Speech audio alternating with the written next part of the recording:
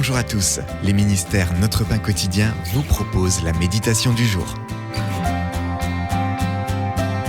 Prier pour la croissance. Le verset du jour. Ainsi, ce n'est pas celui qui plante ni celui qui arrose qui compte, mais Dieu. C'est dans 1 Corinthiens chapitre 3, verset 7.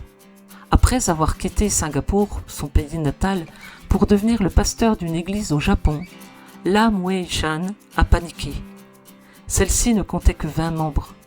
Dans cette nation connue pour être le cimetière des missionnaires, où environ 1% de la population est chrétienne et beaucoup d'églises sont vides, Lam avait l'impression d'être à la barre d'un bateau qui sombrait. En criant à lui, il a senti que Dieu lui répondait « Confie-moi cette église ». Au lieu de moderniser l'adoration ou la musique, Lam a demandé aux membres de prier pour leurs besoins, leurs proches et leurs amis incroyants. Lentement, l'Église a doublé de taille. Leurs prières fidèles sont un exemple vivant et biblique, montrant comment bâtir une communauté en Jésus. Il faut d'abord prier. Ne vous inquiétez de rien, mais en toute chose, faites connaître vos besoins à Dieu par des prières et des supplications, dans une attitude de reconnaissance, a écrit Paul. Ainsi, nous confions nos ministères, nos églises et nos projets à Dieu. Nous plantons et nous arrosons peut-être, mais ce n'est pas celui qui plante ni celui qui arrose qui compte, mais Dieu qui donne la croissance.